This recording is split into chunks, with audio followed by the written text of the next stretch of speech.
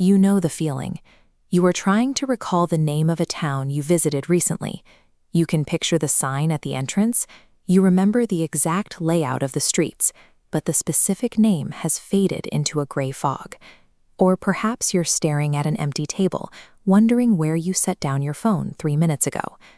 Now compare that frustrating mental blank to Danny. Danny hasn't touched a bicycle in 20 years, but on a trip to Thailand, he decides to rent one. He wobbles for a single moment, then pedals smoothly away as if he'd been riding every day of his life. The muscle memory is perfect. Yet if you ask Danny to name the girl who taught him to ride that bike 2 decades ago, he would likely fail to produce a single syllable. We usually accept this as a normal quirk of human aging, but logically, it is a bizarre contradiction.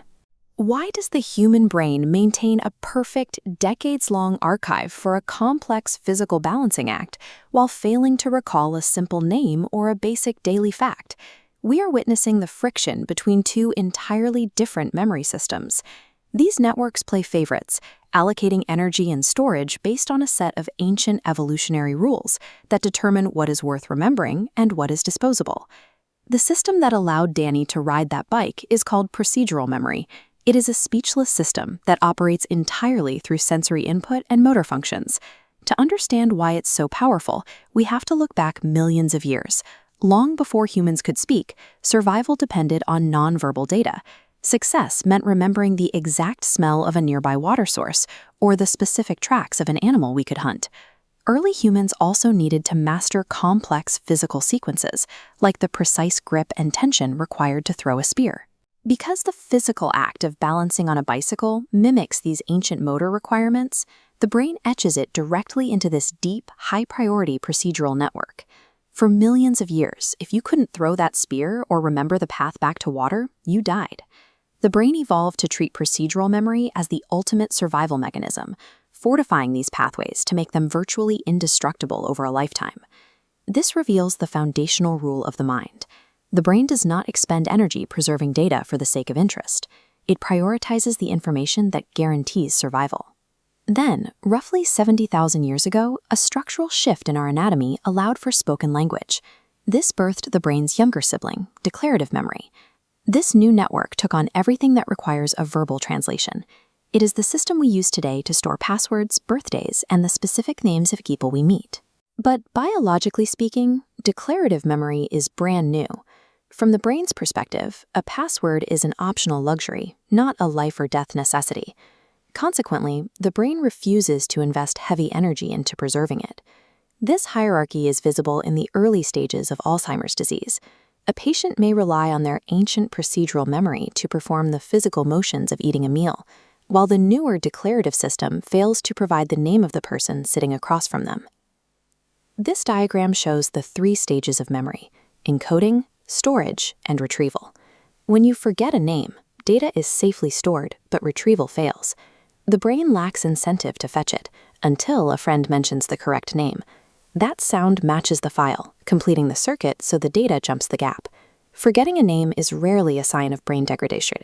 Instead, it's a functional feature of a system that actively deprioritizes non-survival data to save energy for things it deems more important.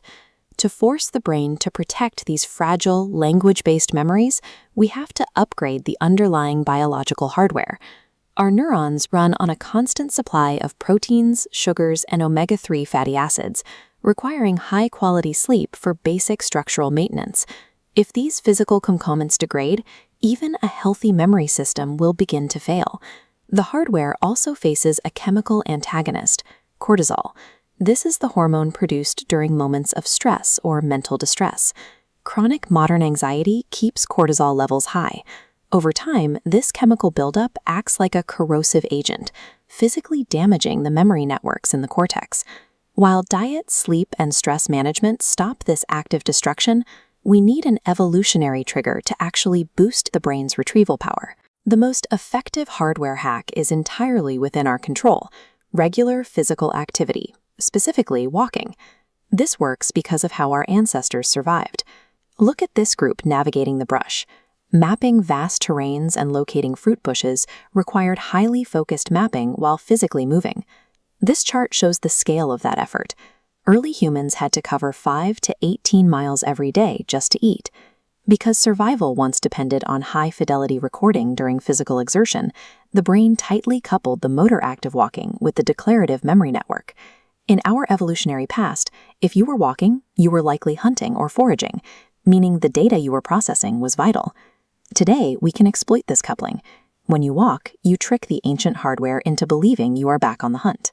The brain assumes the information you are currently thinking about, whether it's a name or a password, is necessary for your immediate survival, and it floods those networks with the energy required for retrieval. You don't have a bad memory. You have an ancient survival machine navigating a modern world. By treating your body like the hunter-gatherer it was built to be, you can force your brain to prioritize the details of your life.